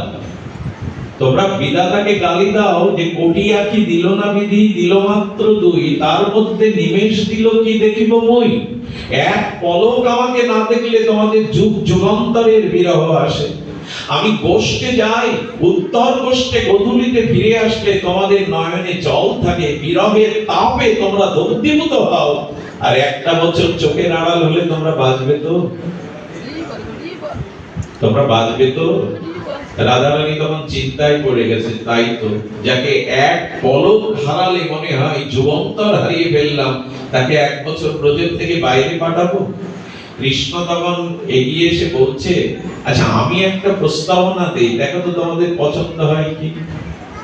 আমি যদি সমস্ত তীর্থ সকলকে এখানে আহ্বান করি, আর এখানে আহ্বান করে আমি এখানেই যদি স্নান করে নিই, বলে এই প্রস্তাবনা আমরা রাজি আছি, কিন্তু এইখানে তুমি আনবে কোথায়? এখানে তুমি আনবে কোথায়? গোবিন্দ কি করলেন জানেন? অরিষ্ট দানবের সেই বৃষের যে পায়ের ক্ষত হয়ে গেছিল মৃত্তিকায়, ওখানে উনি একটা পদ দিয়ে আঘাত করলেন। আঘাত করার সাথে সাথে ওখানে একটি গোবিন্দের চরণাকৃতির একটি সরোবর তৈরি হলো। আজও যারা রাধাকুণ্ডে শ্যামকুণ্ড দর্শন করেন, দেখবে রাধাকুণ্ডটা কেমন চৌকোন, শোভা বলিহারি, কিন্তু শ্যামকুণ্ডটা আঁকা বাঁকা, গোবিন্দের চরণের মতো, গোবিন্দের চরণের মতো। সুধীবৃন্দ, তখনই গোবিন্দ এই কুণ্ড সৃষ্টি করে এক এক করে সমস্ত হরিভক্তি পরায়ণ নদ নদীকে ডাকতে লাগলেন। আর আপনারা জানেন প্রত্যেকটি নদ নদীর একটি তরল বিগলিত রসস্বরূপ রূপ আছে, আর একটি মুক্তির আছে। যেমন গঙ্গা বিগলিত তরল হলো ভারত ভূখণ্ডে বয়ে গেছে সত্যপাত বনাশিনী গঙ্গা, হরিশ্বরস্যতা। আর গঙ্গার একটা মূর্তিও আছে। সমস্ত মূর্তি ধরে তীর্থ সকল গোবিন্দের চরণ বন্দনা করে বললেন, প্রভু আজ্ঞা করুন।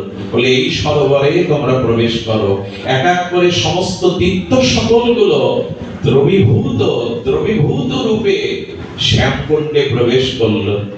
গোবিন্দ স্নান করে এসে বলছে, দেখো সখীগণ, আমার আজ্ঞায় সমস্ত তীর্থ সকল এই সরোবরে আর বিগলিত রসধারায় পরিপূর্ণ হয়েছে।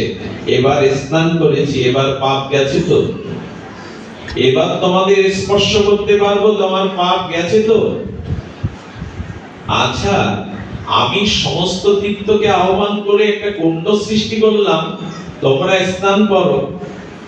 আমাকে দেখে যদি পাপী মনে হয়, তোমরাও একটু মুক্ত হয়ে স্নান করো। রাধারানী নাকটা শিখিয়ে বললেন, তোমার ওই পাপ ধোয়া জলে আমরা স্নান করবো না। তুমি তো ওখানে পাপ ধুয়েছো, তোমার পাপ ধোয়া জলে, ওই জলে আমরা স্নান করব না। বলে তাহলে তোমরা কুণ্ড কোথায় পাবে?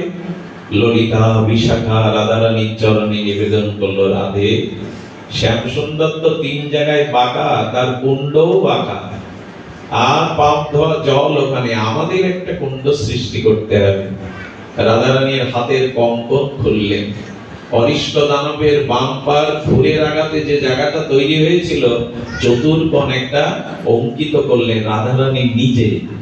হাতের কঙ্কন দিয়ে চতুর্কোণ বিশিষ্ট যখন দাগ কাটলেন, তখন রাধারানী সেখানে চরণ রাখতে রাখতেই চতুর্কোণ আর মধুময় একটি কুণ্ডের সৃষ্টি হলো। গোবিন্দ সুযোগ পেয়ে গেছেন, বললেন কুণ্ড তো হলো, জল পাবে কোথায়? জল পাবে কোথায়? বলে তোমার পাপ ধোয়া জল নেব না শ্যাম, আমার 20 কোটি 8,000 সখী আছে, এক এক সখী যদি এক এক পাত্র করে মানস গঙ্গার পবিত্র জল ঢালে, এক্ষুনি পূর্ণ হয়ে যাবে সরোবর, তোমার জল নেব না। কৃষ্ণ তখন হাত জোড় করে সমস্ত তীর্থকে বলছেন, হে তীর্থ সকল, এই বৃন্দাবন আমার নয়, রাধারানীর। যদি চিরদিন এই ব্রজে বাস করতে চাও, রাধারানীকে বন্দনা করে রাধারানীর কুণ্ডে প্রবেশ করো। যদি এই ব্রজেই তোমরা বাস করতে চাও, সমস্ত তীর্থ সকল মূর্তিমন্ত বিগ্রহ এসে রাধারানীর চরণ বন্দনা করে বললেন, দেবী কৃষ্ণময়ী ভক্তা রাধিকা পর দেবতা, তুমি পরা দেবতা, তুমি পরাৎপর, সকলের অবধি শ্রেষ্ঠা। হে রাধারানী, হে করুণাময়ী, আমাদের তোমার চরণে ব্রজে একটু স্থান দাও। কৃপাময়ী রাধারানী যখন চোখের দৃষ্টি দিলেন, শ্যামকুণ্ডের মাঝখানে সঙ্গম ভেদ করে আর সমস্ত তীর্থ সকল রাধা কুণ্ডের জলে পরিপূর্ণ পূর্ণতোয়া রূপে প্রকাশ হয়ে গেল। তীর্থ সকল বন্দনা করতে লাগলো। রাধারানী স্নান করলেন, শ্যামসুন্দরকে বললেন, তুমিও বাঁকা, তোমার কুণ্ডও বাঁকা। এই 2 কুণ্ডের দোয়া পরিপূর্ণ জলে যখন পরিপূর্ণ হলো, তখনই কৃষ্ণ এই আশীর্বাদ দিলেন, রাধা কুণ্ডে যে একবার করে স্নান, রাধা সম প্রেম তারে কৃষ্ণ করে দান। এই রাধা কুণ্ড রাধারানীর বিগলিত রূপ। সুধীবৃন্দ, এমনি করে সেই কুঞ্জের শোভা হলো। ভগবান লীলা অপ্রকট করলেন। শুনুন একটু মন দিয়ে, আজকের দিনে একথা একটু আমাদের হৃদয়ে স্পর্শ যেন করে। ভগবান শ্রীকৃষ্ণের লীলা অপ্রকট হয়ে গেল। ব্রজলীলা অপ্রকটে আজ ব্রজমণ্ডল কণ্টকাকীর্ণ হয়ে, জঙ্গলাকীর্ণ হয়ে ব্রজের মহিমা হারিয়ে গেল। আপনারা জানেন, বঙ্কিম সাহিত্যে আছে, শরৎ সাহিত্যে আছে, মানুষকে বানপ্রস্থে কাশী যেতে বলা হতো। বৃন্দাবনের কথা ভুলেই গিয়েছিল সবাই। 500 বছর আগে বা 550 বছর আগে বৃন্দাবন জঙ্গলাকীর্ণ হয়ে গেছিল, কেউ যেত না ব্রজে। আমাদের শ্রীকৃষ্ণ চৈতন্য মহাপ্রভুর আবির্ভাব হলো। মহাপ্রভুর হৃদয়টা তো বৃন্দাবন। তোমার মন মন, আমার হৃদয় বৃন্দাবন। মহাপ্রভুর হৃদয়টা তো ব্রজ। মহাপ্রভু জানেন, রূপ সনাতনকে পাঠালেন লুপ্ত তীর্থ উদ্ধারের জন্য। তার আগে লোকনাথ গোস্বামী বিরক্তি প্রধান তাদের ব্রজে পাঠিয়েছিলেন। আমাদের এই যে বাংলার রাজা সুবুদ্ধি রায়, তাকেও বহু আগে রূপ সনাতনের আগে পাঠিয়েছিলেন। কিন্তু ব্রজবাস এরা যেভাবে করেছিল, আজ আমরা সেভাবে ব্রজবাস করতে পারি না। আমাদের মনে আছে, সুবুদ্ধি রায়কে মহাপ্রভু বলেছিলেন, তোমাকে তপ্ত ঘি পান করে কাশীর পণ্ডিতটা যে আত্মহননের বুদ্ধি দিয়েছে, প্রায়শ্চিত্ত এটা করতে হবে না, ব্রজে যাও আর কৃষ্ণ নাম নাও। লক্ষ্য কৃষ্ণ নাম নিতেন, আর কি করতেন জানেন? বনের কাঠ কেটে বোঝা করে, সুবুদ্ধি রায় বাংলার রাজা ছিলেন একদিন, তিনি মাথায় কাঠ কেটে মথুরার বাজারে বিক্রি করতেন। ওই দিয়ে যা পেতেন একটু আটা কিনতেন, আর যমুনার জল দিয়ে মিশিয়ে ওই আটা একটু তাপ দিয়ে রুটি করে পেতেন, আর দুধ চালানা রেখে দিতেন।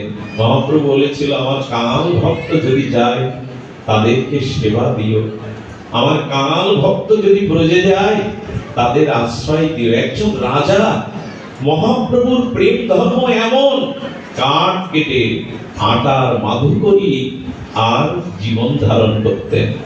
মহাপ্রভু রূপ সনাতনকে পাঠিয়েছিলেন।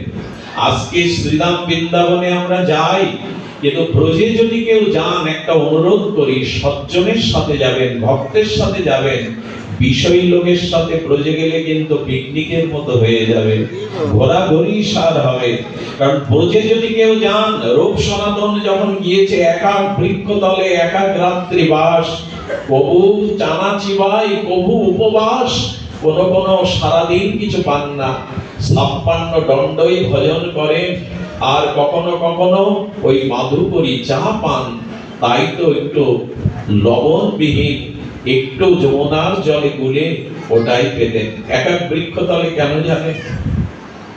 বৃক্ষের কাছে গিয়ে রূপ সনাতন বলতো, তোমরা লীলা সাক্ষী, তোমরা মহাত্মা যোগীন্দ্র মনীন্দ্র মহাত্মাগণ, তোমরা বলে দাও রাধা মাধবের লীলা এখন কোথায় হচ্ছে।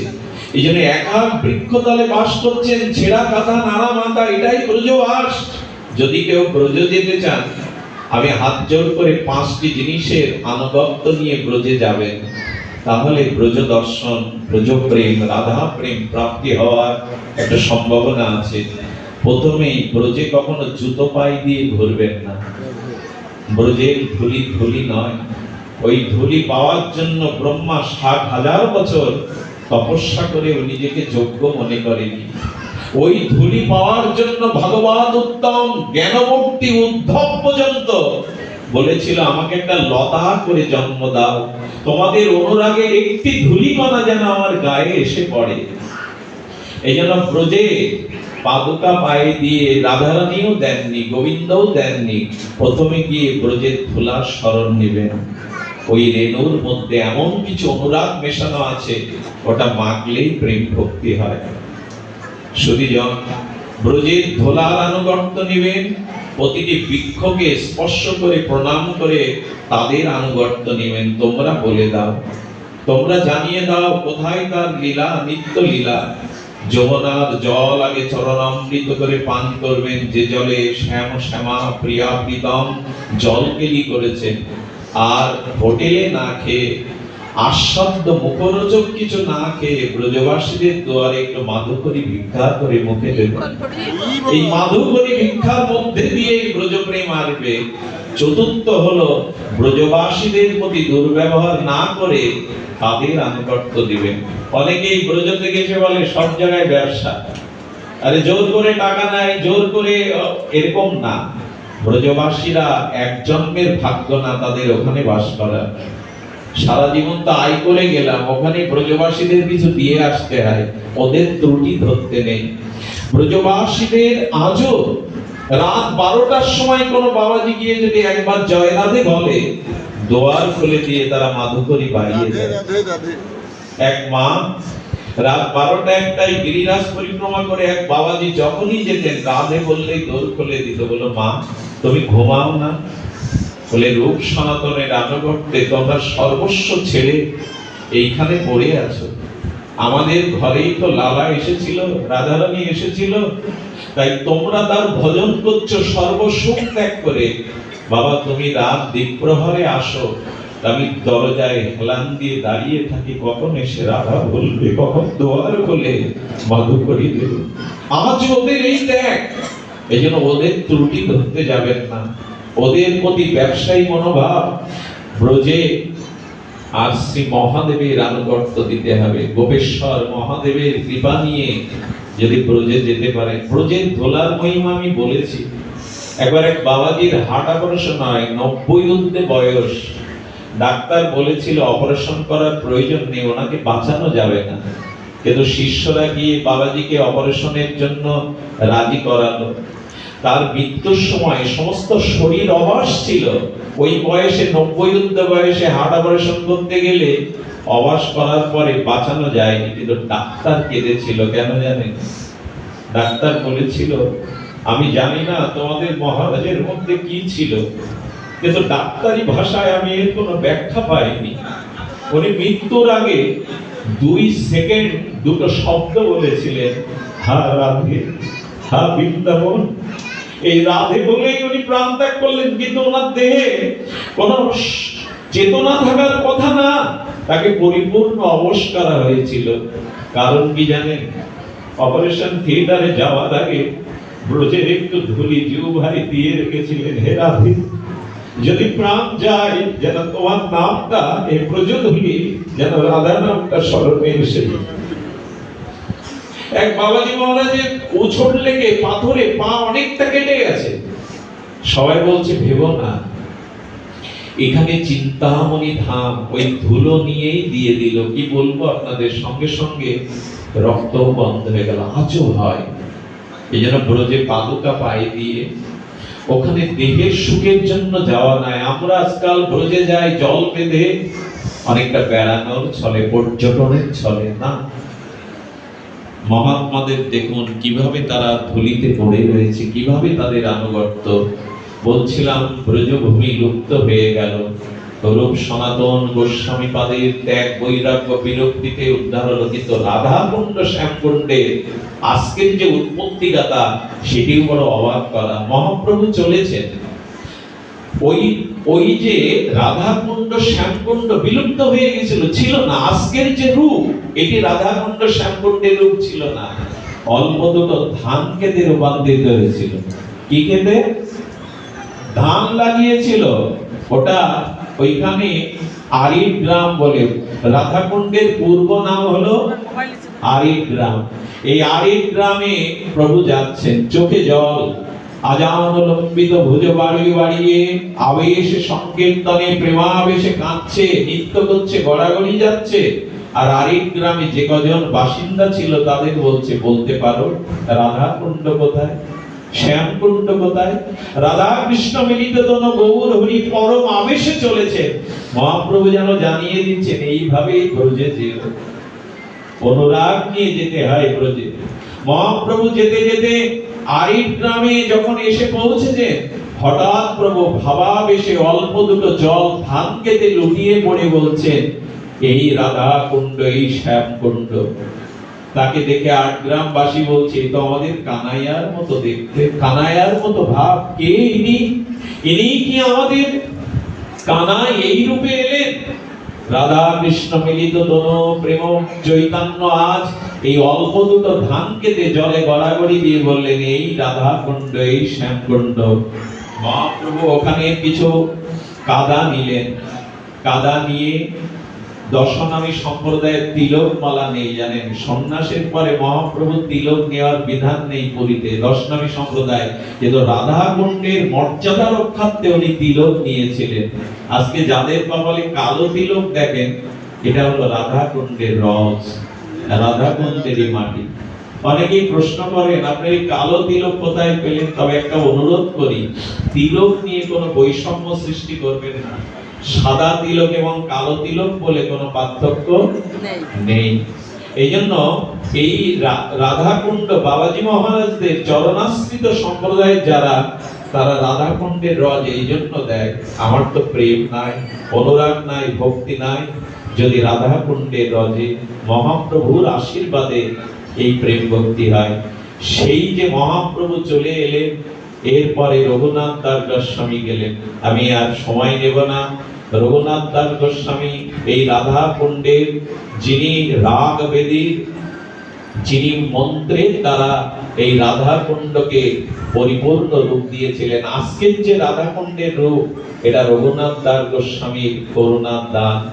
তিনি রাধা কুণ্ডের তটে বসে ওই অল্প দুটো ধান খেতে মহাপ্রভু যে শ্যামকুণ্ড রাধা কুণ্ড রচনা করেছেন, ওইখানে বসে বসে তার ভজন বেদীর মূলে তিনি তীব্র ত্যাগ ও বৈরাগ্যে, কেমন বৈরাগ্য জানেন? আচ্ছা, 150 গ্রাম মাঠা অর্থাৎ ঘোল খেয়ে উনি ভজন করতেন, আর কিছু নিতেন না। এবং 1 লক্ষ কৃষ্ণ নাম নিতেন, 2000 বৈষ্ণব প্রণাম করতেন, 1000 বার বিগ্রহ প্রণাম করতেন। আর অপদিক রাধা কুণ্ডের জলে 3 বেলা স্নান করতে নেই ছিল রঘুনাথ দাস গোস্বামীর ত্যাগ ও বৈরাগ্য। এসব কথা আজ আর আমাদের মাথায় আসবে না, আমরা কল্পনাও করতে পারবো না যে 1-150 গ্রাম মাঠা খেয়ে কেউ বেঁচে থাকতে পারে। রঘুনাথ দাস গোস্বামী রাধা কুণ্ডের তীরে পড়ে সেই সমস্ত সুখ সম্ভার ত্যাগ করে আর ওইখানেই তার মন্ত্রের উৎকণ্ঠায় ব্যাকুলতায় রাধা কুণ্ডের তর্কে তিনি ব্যাকুলতায় ভরিয়ে দিয়েছিলেন চোখের জলে। একটি কেবল মন্ত্র ছিল, তবই বাস্মি ন জীবাবি তোয়াবি না। হে রাধে তুমি বিনা মোর কেহ নাই, হে রাধে তুমি বিনা মোর কেহ নাই। এই ছিল মন্ত্র রঘুনাথ দাস গোস্বামী। রঘুনাথ দাস গোস্বামী হঠাৎ মনে করলেন যদি রাধা কুণ্ড শ্যামকুণ্ডটা একটু সংস্কার করা যেত, কিন্তু হঠাৎ চিন্তা করলেন এই সংস্কার করবো, আমার কাছে অর্থ কোথায়? আর অর্থ আমি নিতেও পারবো না, এখানে বসে অর্থের চিন্তা করতে পারবো না। সঙ্গে সঙ্গে রাধা রানী গোবিন্দ স্বপ্নেতে জানিয়ে দিলেন। এক শেঠ যাচ্ছিলেন তিনি বদ্রিকার আশ্রমে, ওইখান থেকে বললেন এখানে সিঁড়ি করে দিতে হবে না, যাও রঘুনাথ দাস গোস্বামী রাতে এই অর্থ দিয়ে এসো। পরের দিন যখন এসে বলছে গোসাই এই অর্থগুলো গ্রহণ করুন, বলেন অর্থ তো আমি নেব না। কে তোমাকে এখানে পাঠিয়েছে? বলে আমাকে স্বপ্ন দেখিয়েছে গোবিন্দ যে তোমার অর্থ প্রয়োজন, তুমি রাধাকুণ্ড সংস্কার করবে। বলে বাহ, কাল রাত্রেই চিন্তা করলাম এর মধ্যে অর্থ এসে গেছে, আমি তোমার অর্থ নিতে পারবো না, ওটা জীব গোস্বামীর হাতে ছিল। যখন শুরু করলেন, এই দেখুন রাধাকুণ্ডের মহিমা, রাধাকুণ্ড যেমন চতুর্কোণ করে ওইভাবে উনি করলেন, তখন শ্যামকুণ্ডটাও চিন্তা করলেন যদি চতুর্কোণ করা যায়, দুটো কুণ্ড সমান হলে আর ভারী মনোরম মানাবে। রাত্রে স্বপ্ন দেখাচ্ছে, এই দেখুন রাধাকুণ্ড কি জায়গা। রাত্রে পঞ্চপাণ্ডব এসে স্বপ্ন দেখছে, ও গোসাই আমরা দাবারে যুদ্ধ করতে করতে ভজন করতে পারিনি শ্যাম সুন্দরে, তাই 5টা নিম গাছ হয়ে শ্যামকুণ্ডের তীরে আমরা ভজন করছি, আমাদের কেটে দেবে, আমাদের এখানে বের করে দেবে। আশ্চর্য হয়ে গেলেন। ওই জন্য শ্যামকুণ্ডটা সংস্কার করা হয়নি, পূর্বের ন্যায় রয়ে গেছে। পঞ্চ পাণ্ডব নিম্ন বৃক্ষ হয়ে ভজন করছে কুণ্ড তীর বা ব্রজ, তাহলে কেমন? আপনারা যদি বিশ্বাস না করতে চান, একটা নিম্ন বৃক্ষের গোড়াটা এখনো আমাদের জন্য রাখা আছে। যদি যান কখনো দেখবেন সেই পঞ্চপাণ্ডবের একটা স্মৃতি এখনো ওখানে রাখা আছে। এমনি করে রাধা কুণ্ড প্রকট হলেন। আজকে সেই রাধা কুণ্ডের প্রাকট্য তিথি, আজ রাধা কুণ্ডের আবির্ভাব তিথি। আসুন আমরা মনে মনে সকলে কুণ্ডেতে চলে যাই, আমরা মনে মনে সকলেই সেই রাধা কুণ্ডে একবার স্নান মনে মনে মানুষের সেখানে আমরা রাধা কুণ্ডকে স্পর্শ করি।